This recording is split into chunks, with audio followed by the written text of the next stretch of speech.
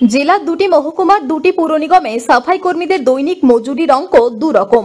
আসানসোল পুর নিগমের সাফাই কর্মীরা যেখানে দৈনিক মজুরি পান 347 টাকা, সেখানে দুর্গাপুর নগর নিগমের সাফাই কর্মীরা পান মাত্র 202 টাকা।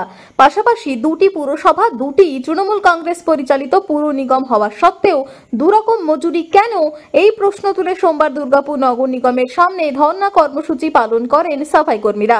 আন্দোলনরত সাফাই কর্মীদের পাশে নৈতিক সমর্থন জানিয়ে জেলা আইএনটিটিউসির সভাপতি সুভাষ সাহা অভিযোগ করে বলেন, অবিলম্বে সাফাই কর্মীদের মজুরির বিষয়ে সমতা ফেরাতে হবে, না হলে আগামী দিনে বৃহত্তর আন্দোলনে নামবেন তারা।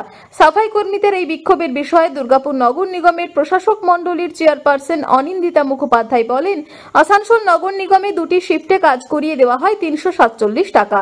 দুর্গাপুর পুর নিগমের সাফাই কর্মীরা একটি শিফটে কাজ করে পান 202 টাকা।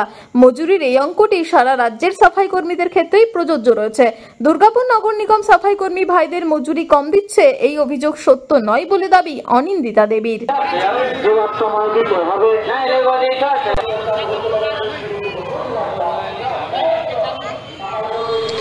দেখুন, আমরা তো আন্দোলন আজকে নতুন করছি না, আমরা 2014 সাল থেকে 10 বছর ধরে লাগাতার আমরা বিভিন্ন দাবি দাওয়া নিয়ে সাফাই কর্মচারীদের আমরা আন্দোলন করছি।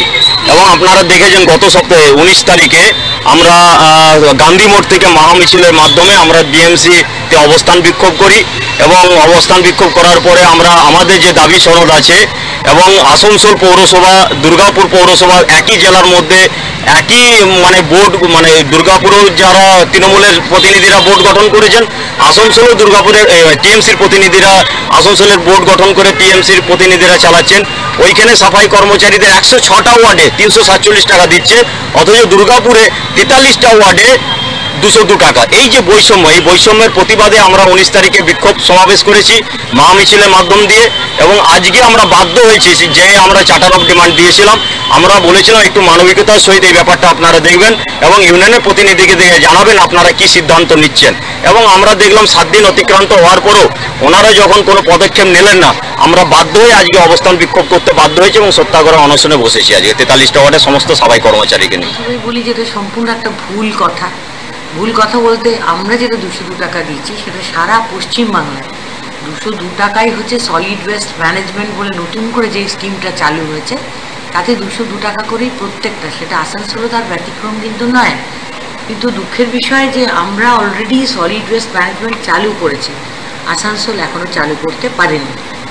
এর আগে আমাদের যে প্রকল্পটা চলতো, অর্থাৎ West Bengal urban employment generation scheme, সেই স্কিমটার আন্ডারে আমাদের এখানে কাজ করতো। সেই স্কিমটা বদলে গিয়ে এখন আমাদের সলিড ওয়েস্ট ম্যানেজমেন্ট হয়েছে, অর্থাৎ আমরা এরকম জায়গাতে হিপ করে নোংরা রাখি না, সেখান থেকে ওই বাড়ি থেকে আমরা নোংরাটা কালেক্ট করে নিয়ে গাড়িতে করে দিয়ে ডিরেক্ট পাঠাচ্ছি। সেটা আসানসোলের সম্ভবাজি বলে ওই আগের ওই পুরনো যে স্কিম আমাদের WBUEGS স্কিম, সেই স্কিমেতেই চলছে। সকাল 8টা থেকে শুরু করে বিকেল 5টা পর্যন্ত দুটো শিফটে ওরা কাজ করে, দুটো শিফটে কাজ করে মাত্র 347 টাকা। এটা ওনারা কেন বুঝতে পারছেন না আমার ক্লিয়ার নয়। ওটা হিসেব করতে গেলে তো তাহলে 408 টাকা হওয়া উচিত যদি দুটো শিফটে কাজ করে। আমরা যেমন দুটো শিফটে মানুষকে দিয়ে কাজ করাবো, সেখানে আমরা বেশি টাকা দেবো তাদের। এখন পুজোর সময় আমরা কি করি, অত্যধিক জঙ্গল থাকে, কাটিং, পার্থেনিয়াম কাটিং, এগুলো করানোর জন্য আমরা ডাবল শিফটে কাজ করাবো, সেইভাবে আমরা পেমেন্ট করি। এই সলিড ওয়েস্ট ম্যানেজমেন্টে এখানে গভর্নমেন্ট থেকে দেবে না। দেখুন, সারা পশ্চিমবাংলায় যা নিয়ম হবে, প্রত্যেকটি আমাদের যে 100 টাকার ভাই বোনেদের জন্য তো একই নিয়ম হবে, তাই না? আমরা তো ব্যতিক্রম নই, আসানসোলও নয়, ঠিক আছে? সেক্ষেত্রে ওদেরকে একটা ভুল ওদের কাছে অ্যাকচুয়ালি কি, ওরা তো, আমরা ওদেরকে বারবার রিকোয়েস্ট করেছি সাধারণ মানুষের পরিষেবাটা আপনারা নষ্ট করবেন না। এবং আপনারা জানেন সাংবাদিক ভাই যেহেতু আপনারা, যে এর আগেও আমাদের কিছুটা কম দেওয়া হতো, 202 টাকাটা দেওয়া হতো না।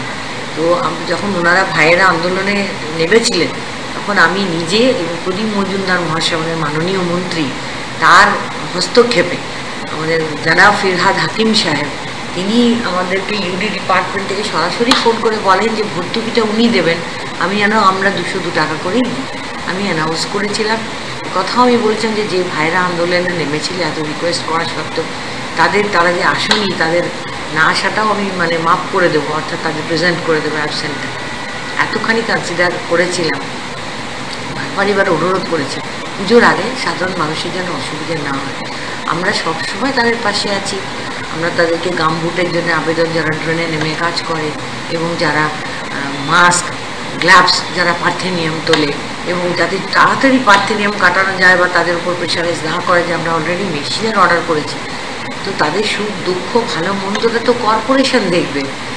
যারা আন্দোলন করছেন আইএনটিইউসি আন্দোলন করছেন, কিন্তু করছেন তা আমাদের ছেলেদেরকে নিয়ে, তাই না? তো তাদেরকে বারবার বোঝানো সত্ত্বেও যদি তারা একটা ভ্রান্ত ধারণার উপর বেস করে করেন, ভাই আমাদের তো করার তো কিছু নেই এখানে। দুর্গাপুর থেকে দেবজ্যোতি ঘোষের রিপোর্ট, টিভি নিউজ 10।